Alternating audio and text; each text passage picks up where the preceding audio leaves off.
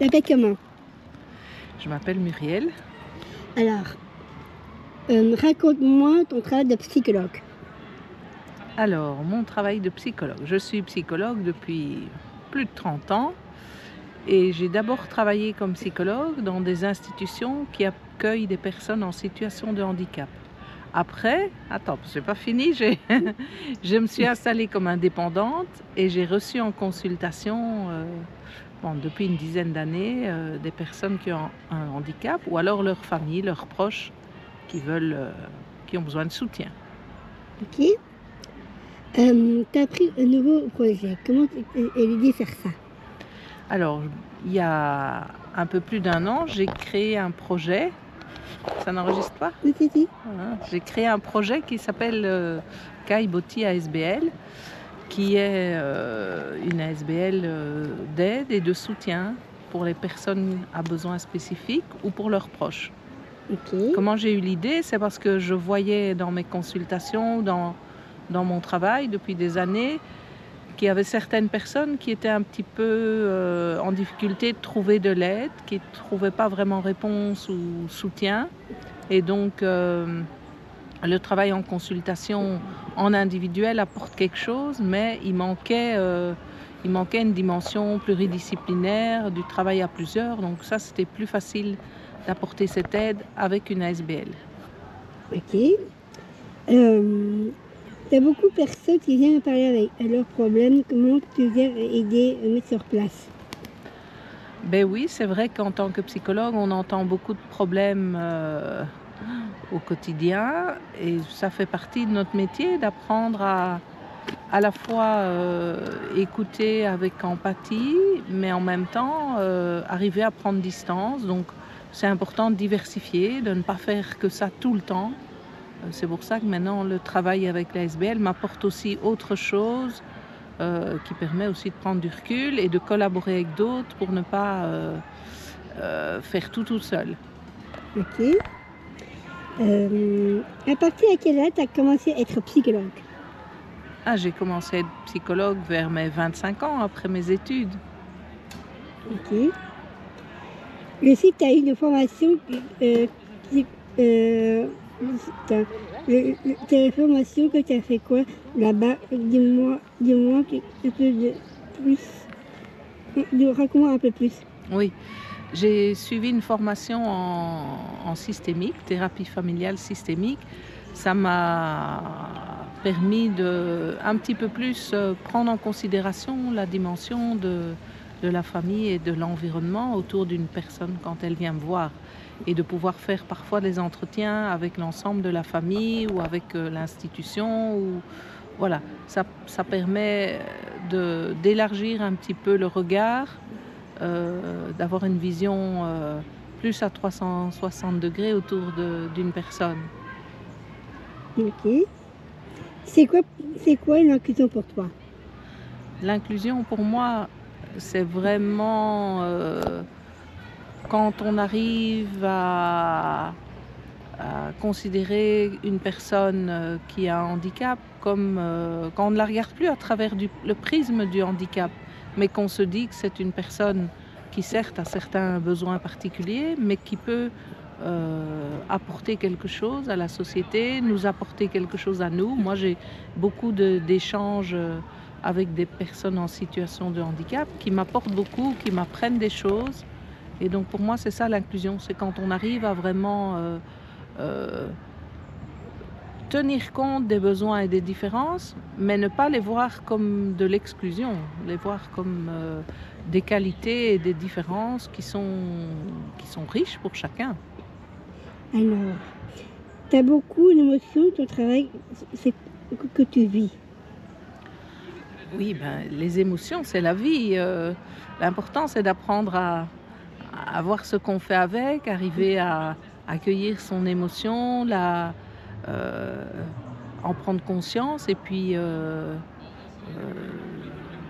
la transformer en quelque chose soit un avertissement de quelque chose, une limite, quelque chose de beau. Il y a des belles émotions aussi et voilà, arriver ouais, à connaître un petit peu le langage de ses émotions et à en faire quelque chose. Mais c'est pas un problème et s'il n'y avait pas d'émotion, il n'y aurait pas de vie. Ça fait aussi partie de notre vie d'être humain. Tu as un moment, une situation difficile de ton travail?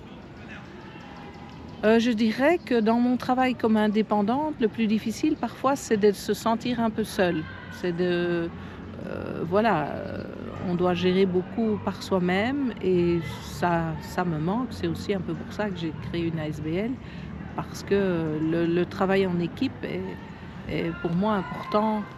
C'est une manière aussi de se ressourcer et de porter à plusieurs des projets pour être moins seul. Ok.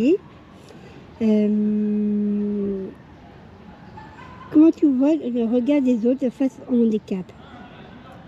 Mais le regard des autres, voilà, moi j'espère, par le travail que je fais depuis tant d'années, essayer de faire changer le regard, parce que c'est vrai que je pense qu'il y a encore beaucoup de gens qui ne connaissent pas bien les personnes en situation de handicap et qui les jugent peut-être sur une apparence ou sur des a priori, sans vraiment connaître leurs qualités, leur personnalité. Et donc, ouais, je crois qu'il y a encore du travail pour faire changer le regard des gens.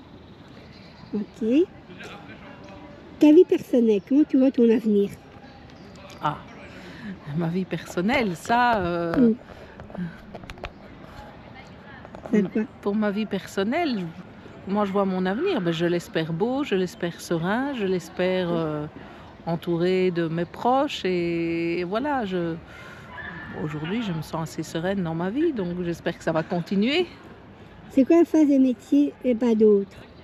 J'ai pas compris. C'est quoi? Alors, pourquoi tu fais ces métiers-là Ah, et pas d'autres? pourquoi je fais ce métier-là? Parce que voilà, je me suis toujours intéressée aux personnes en situation de handicap. Je pense que très tôt, ça m'a donné envie de mieux comprendre l'humain, qui il est, comment, qu'est-ce qui fait que certaines personnes ont peut-être eu moins de chance au départ et comment est-ce qu'on peut les aider. Ça a toujours été mon envie dans ma vie et dans mon travail. Tout en toi, tu t'es créé Fatria. C'est quoi le concept? Alors Fratria, je les ai connus, j'ai connu cette association il y a une dizaine d'années, quand moi-même je me posais des questions sur l'impact que ça avait eu dans ma vie, puisque j'ai une sœur qui est un peu plus jeune que moi, qui a un handicap, qui a une trisomie 21. Et donc j'ai rencontré d'abord Fratria parce que je me suis dit, tiens, ça m'intéresse ce sujet-là. Et puis j'ai collaboré un petit peu avec eux en faisant des sensibilisations, des formations. Et le concept, c'est d'aider les frères et sœurs qui ont un vécu particulier quand ils ont un frère ou une sœur en situation de handicap. Ok. Tu as fait des études en tant que psychologue. Oui, donc oui, j'ai fait des études de psychologie, mais avec une orientation en orthopédagogie. Donc pour moi, avec l'idée vraiment de travailler dans le domaine du handicap. Ok. Tu as eu des problèmes à affronter avec ta famille?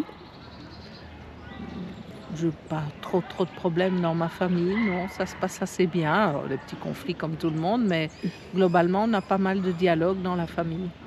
Comment tu gères avec les personnes handicapées dans ta famille? Une grande émotion? Non, avec ma sœur, je l'accompagne depuis toujours, j'ai l'impression de bien la connaître et voilà, je l'aime beaucoup et je crois que tout le monde l'aide dans la famille, qu'on vit avec, c'est notre quotidien, donc je ne sais pas si c'est plus d'émotions que d'autres, voilà, c'est un vécu particulier mais qui fait partie de notre quotidien, donc on se rend même plus tout à fait compte. Comment sont les regards des gens autour de toi? Comment tu vois en tant que psy? En tant que psy, changer le regard des autres, voilà, ça je crois que ça appartient à chacun. Si je peux y aider dans mon travail de psy, je le ferai. Je vais amener par ma positionnement, mes valeurs, ma manière de réagir à certaines choses. Peut-être que je contribue à changer le regard des gens, mais ça leur appartient. Je veux dire, on peut planter des petites graines et puis on voit ce qui fleurit, mais ça appartient à chacun, ce qu'il veut faire fleurir en lui. J'ai pas de baguette magique. Dernière question. Oui. Depuis 10 ans d'amitié avec moi, comment tu vois? Ah ben c'est une belle rencontre. On a partagé beaucoup, beaucoup de choses, que ce soit dans le travail, dans mon travail de thérapeute et puis de patient, et toi de patient. Mais comme ça dure depuis si longtemps, à un moment donné, ça dépasse un petit peu le cadre du travail. Et c'est vrai qu'on est, il y a un lien qui se crée au-delà du travail dans le cabinet, je dirais. Voilà, il y a quelque chose d'autre, de plus fort qui s'installe et qui nous, qui nous lie parce qu'on a peut-être des passions communes, un enthousiasme commun, une envie d'agir dans la société. Et donc, en tout cas, via Kaiboti, je pense qu'on peut collaborer dans certains projets ensemble et ça, c'est chouette. Et il y a aussi la confiance installée aussi en même temps. Ah oui, le lien de confiance, ça, il est important pour le travail et puis il est important dans un lien à plus long terme, oui. Merci beaucoup.